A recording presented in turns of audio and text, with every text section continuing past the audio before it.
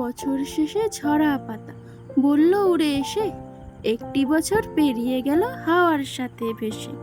নতুন বছর আসছে, তাকে যত্ন করে রেখো, স্বপ্নগুলো সত্যি করে খুব ভালো থেকো। হাই, ওয়েলকাম টু মাই 31 মিলি ব্লগ। সবাইকে জানাই শুভ নববর্ষ 1432।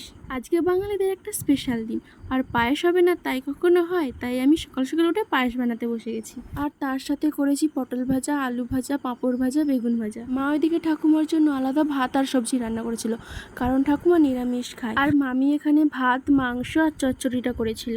মাঝে আবার আমরা সবাই মিলে বসে কষা মাংস খাচ্ছি। রান্না শেষ করে আমরা খেতে বসে গেছি। এটা হচ্ছে মামার ভাত, বড় মানুষ তাই বড় পাটির মাপ করা, আর আমরা ছোট মানুষ তাই ছোট ছোট মাপ করা। তো যাই হোক, এখানে দেখো কি কি রাখা আছে। ফার্স্টে আছে শাক ভাজা, আলু ভাজা, পটল ভাজা, বেগুন ভাজা, ঠাকুমার জন্য করা পটল আলু সয়াবিনের তরকারি, তারপর চচ্চড়ি, মাংস, চাটনি, পাঁপড় ভাজা, মিষ্টি, তারপর দই। শুভ নববর্ষ বলে দাও।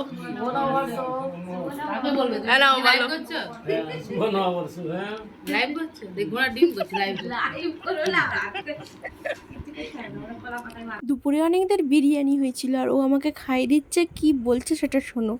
এত মেয়েকে আমার খাইয়ে চড়ছে বড় করে খাইয়ে চড়ছে আবার হাতে করে নিয়ে খেতে পারবি। তো তুই ঠাকুর পোহস, খাই দিতে পারবি না? কি করতে ঠাকুর পোহেছিস তাহলে? খাই করতে, শুধু ঝগড়া করতে? হ্যাঁ।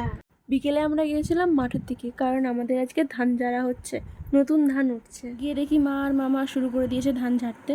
আমি একবার ট্রাই করছিলাম কিন্তু পারিনি, মিমি পারছিল, তাই মিমি মামার সাথে ধান ঝাড়ছিল আর আমি ধরে ধরে দিচ্ছিলাম। আর মা দাঁড়িয়ে দাঁড়িয়ে আমাদের ভিডিও করছিল। ধান ঝাড়া শেষ করে সব গুছিয়ে বাড়ি চলে এলাম, আর ধানগুলোও বয়ে নেওয়া হয়েছিল ওই দিন। আর আমাদের গাড়ি রাখার চালায় মায়েরা ধান রাখছিল। ও দেখতে পেয়ে খুব চেঁচাচ্ছিল, ভাবছিল অচেনা লোক অন্য কেউ। ওরকম অচেনা লোক যদি কেউ আমাদের ওখানে লাইট মারে বা যায়, ও খুব চেঁচায়। তারপর অরিত্য ওকে নিচে নিয়ে গেল, মুখ দেখে বুঝতে পারলো হ্যাঁ আমাদের বাড়ির লোক, তবে চুপ করলো। আজকের মতো এখানেই। ব্লগটা কেমন লাগলো জানিও, আর বেশি বেশি করে লাইক করে দিও। টাটা।